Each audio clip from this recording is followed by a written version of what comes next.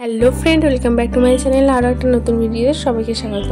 তো এই হচ্ছে আমার ষষ্ঠীর সকাল, আর সবাইকে শুভ ষষ্ঠী। তো আবারও আজকে আমি দুটো ভিডিও তোমাদের সাথে শেয়ার করব। তো এক হচ্ছে এই ষষ্ঠীর ভিডিও, মানে সকাল থেকে কোথাও বেরোনো হয়নি। পঞ্চমীর দিন তো দেখলেই যে আমরা কলকাতায় গিয়েছিলাম, আর ষষ্ঠীর দিনে ইচ্ছা ছিল যে জিরাট যাবে, আমার হাজব্যান্ডের ইচ্ছা ছিল, কিন্তু আমার ছেলের চাপের জন্য আমি বেরোতে পারিনি। বাট রাতের দিকে, রাতে বলতে 8টা সাড়ে 8টা নাগাদ আমরা বেরিয়েছিলাম, আমি, আমার বোন, হাজব্যান্ড আর মামামকে নিয়ে। আমরা গিয়েছিলাম ডানকুনিতে ঠাকুর দিতে। ডানকুনিতে মানে ওই স্পোর্টিং ক্লাবের যে ফেমাস ঠাকুর, একদম স্টেশন থেকে নেবে যে সামনের ঠাকুরটা, ওটা দেখতে গিয়েছিলাম। আর ওটা দেখেই বাড়ি এসেছি। প্রত্যেক বছর ওটা দারুণ করে।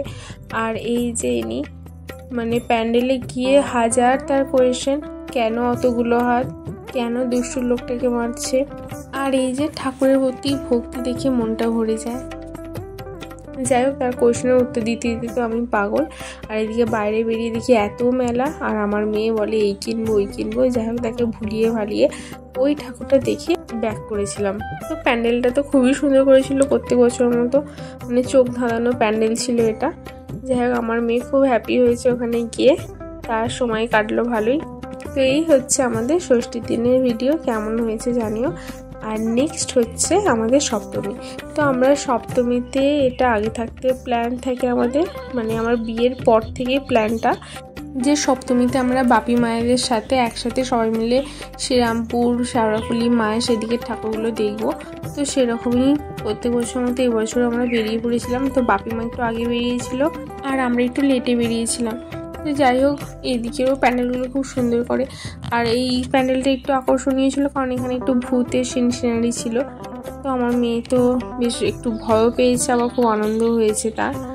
আর দুটো প্যান্ডেল ঘুরতেই বাপি মায়েদের সাথে দেখা হয়ে গেল। তারপরে বাকি ঠাকুরগুলো সব আমরা একসাথেই দেখেছিলাম। তো এই হচ্ছে আমাদের সপ্তমীর সন্ধ্যা, খুব এনজয় হয়ে করেছি। তো ফ্যামিলির সাথে বেরোলে কীভাবে টাইম কেটে যায় সেটা বোঝা যায় না, আর বেবি থাকলে তো কোনো কথাই নেই। শ্রীরামপুর শেওড়াফুলি ওদিকে ঠাকুর দেখে আমরা 10টা দিক করে ওদিকে ঠাকুরগুলো দেখা হয়ে গিয়েছিল আমাদের। আর মামামের ঘুম এসে গেছিলো হালকা, তো মায়েদের সাথে ওকে বাড়ি পাঠিয়ে দিয়েছিলাম। তারপরে আমি আর আমার হাজব্যান্ড মিলে মায়ের দিকে ঠাকুরগুলো দেখেছিলাম। ওদিকের প্যান্ডেলও খুব সুন্দর করেছে। আর ঠাকুর দেখতে দেখতে আমাদের প্রায় বাড়ি ফিরতে তখন 1:45 হয়ে গেছে।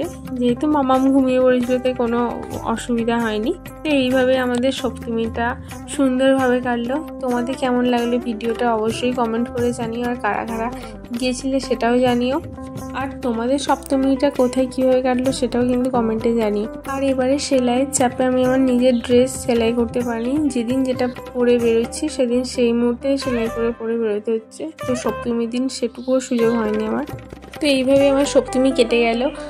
আর আজকের মতো এটুকুই, দেখা হচ্ছে আর একটা নতুন ভিডিওতে। তো আমার চ্যানেলে যারা নতুন তারা অবশ্যই চ্যানেলটা সাবস্ক্রাইব করে আমার পাশে থেকো। আর নেক্সট ভিডিওটা দেখতে ভুলো না কিন্তু। টাটা।